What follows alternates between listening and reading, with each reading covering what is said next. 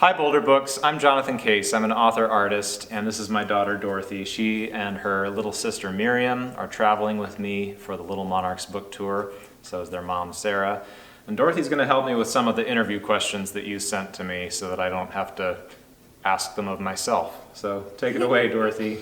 Can you give us a brief synopsis of your book? It's a book about a little girl who's living in the year 2101. And she and a brilliant scientist are following the monarch butterfly migrations because they have figured out that the monarchs hold the key to making a medicine that allows them to live in sunlight. Most people can't live in the sunlight anymore because it's causing a heart arrhythmia problem. So the two of them are the only ones who are able to travel above ground in the daytime, so they kind of have free reign of the world, and they're working on trying to refine that medicine and make it hopefully into a vaccine they can share with other people. What inspired you to write this book? You did, because you were coming along and I thought, if I'm going to be a dad, I need to figure out how to have some practical skills, like being out in the world, adventuring seemed like a way to do that. So I found the monarch butterfly migration as a topic. I thought if I could follow them into new scenarios, then maybe I would learn more about different places and like survival, and I don't know. That was the beginning of it. Cool. So can you tell us a bit about the research and expeditions you took to learn about monarch butterflies? Yeah, so you and your mom and I, as you remember, took that trip in 2016 down the California coast. And there's all kinds of monarch groves down there. A lot of it takes place in Oregon and different places on the in the western states. So California is the big one, though, where all the western monarchs are going, basically from our side of the Rockies to places like Pismo Beach, Natural Bridges in Santa Cruz, Monterey, Pacific Grove. Those are some of the big places where the monarchs congregate. And we also worked a little bit with the Xerces Society, who are monarch preservationists, and they gave me some of the kind of location data, finding some of the places that were off the beaten path too, and then just kind of supporting me, making sure that some of my monarch science was, or hopefully most of my monarch science was accurate. The book, of course, is fiction and uses the science in fictional ways, but there are always these little kind of notes that give you clarity about what's real and what isn't. So,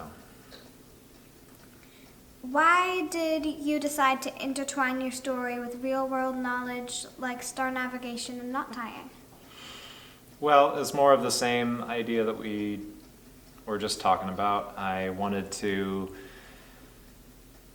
I guess, increase my own practical skills, and as I was doing that, give something to Dorothy and Miriam, basically be able to pass along some of those skills to my kids, and then in turn to pass it along to readers and do it in a way that it wouldn't be like, okay, here's a bunch of educational content that's shoehorned in. I really wanted it to flow out of the characters and their journey so that it felt like if you're learning anything, you're learning it with friends.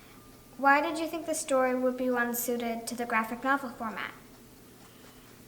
Basically because I'm a graphic novelist, and that's how I choose to tell stories. But this story in particular has a lot of visuals that are taken from the real world and then transformed through imaginative drawing into something else. So you can still recognize these locations that the characters are having their adventures in. Like if you went there, you'd be able to see, oh yeah, there's that mountain range, there's that landmark, whatever it is, but there's something new introduced as well. What have you been reading during the pandemic to stay hopeful? All That the Rain Promises and More, probably. You remember that? What's that book? Mushrooms. Just learning more about mushrooms. They're so fascinating, and we haven't started eating any of them yet. We've got a long ways to go before we're informed about that, but that's been kind of fun. Is there anything else you want us to know about your book?